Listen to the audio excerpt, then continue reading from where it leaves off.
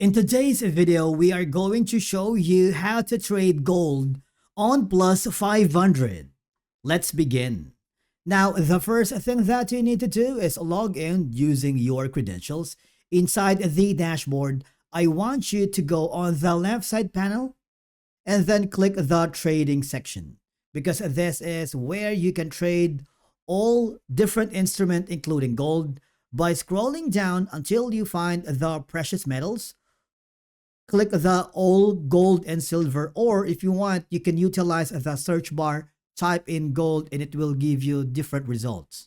Before placing a trade, always check the chart at the bottom, because you can add indicators like moving averages or RSI, and you can also look for support and resistance levels.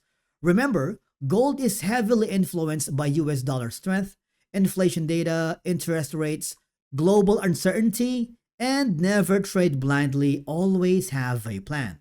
And to place a trade, all I have to do is click the buy option if you think gold will go up. And if you think gold will go down, click the sell button.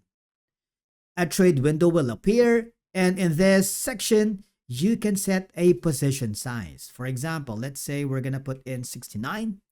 You can add a stop loss, which limits your losses. And if you want to add a take profit to lock in profit, you can do that. Review your margin requirement and then click the open trade. Remember, Plus500 trades gold as CFD, meaning you are trading price movements, not owning physical gold. And the most important part is you want to make sure that you have a sufficient balance before you can proceed. But basically, that's it for today's video on how to trade gold on Plus500.